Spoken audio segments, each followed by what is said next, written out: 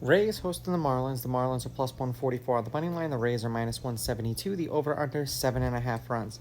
The Marlins getting a run and a half on the run line are minus 156, meaning if you bet them that way, they win this game outright, you win. They lose by 1, you win.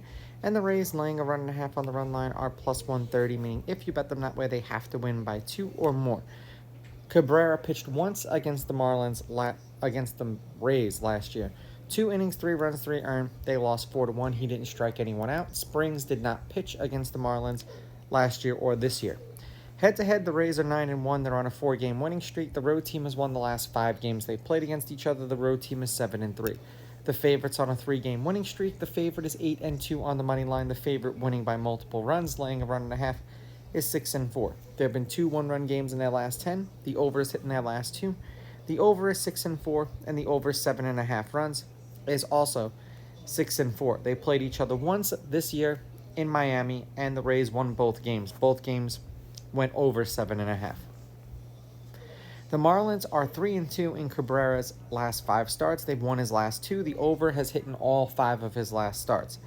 3 2/3 innings pitched, 3.8 hits, 3.6 runs, 3.4 of which were earned, 3.8 strikeouts, 2.8 walks, 1.4 home runs, 74.8 pitches per game, 20.9 pitches per inning.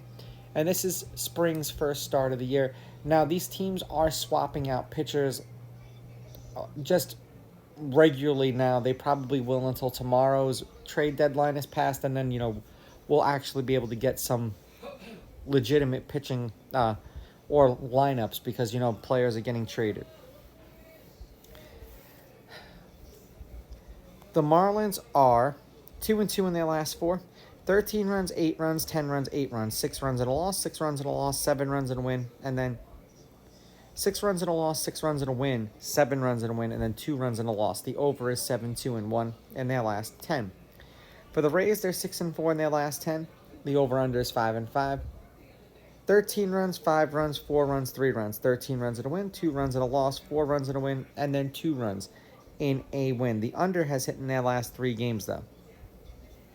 So will the offense actually show up in this game? The over-under is kind of low. I'm going to take the Rays with the money line. I will take the Rays laying the runs. And I'm going to go over just because the Marlins actually have been scoring some runs. These are just my picks. If you disagree, please go with your gut. And please bet responsibly.